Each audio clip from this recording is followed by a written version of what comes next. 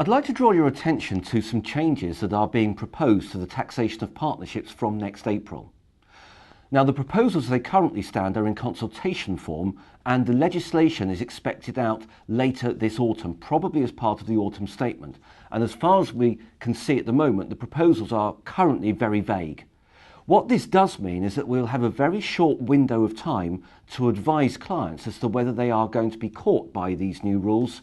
And it is important that we gather as much information from our clients at this stage to know who is likely to be impacted, so we know the level of risk that we carry in our profit base, and indeed we understand from our clients how they might be impacted by these new rules when they come in.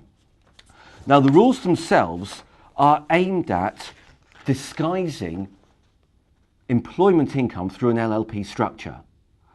Now, we're concerned that these new rules will attack legitimate LLP structures just because a partner either introduces a very small amount of capital into the LLP or receives a fixed profit share, that they could be inadvertently caught by these new rules. So do you have LLP structures who display those attributes? In addition, other structures to look out for is where one partner in the LLP or partnership is not liable to UK tax, for example, because they're non-resident, or they display appropriate tax attributes, and that is where a partner may well have exchanged a profit share for a capital payment, thus avoiding income tax on their share of profit from the LLP.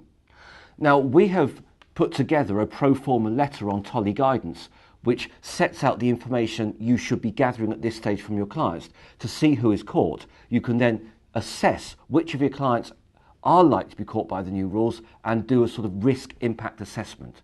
So it is worth looking at this very closely, gathering the information now so that when the new provisions come in, you are quick and ready to advise and get appropriate structures in place ready for next April.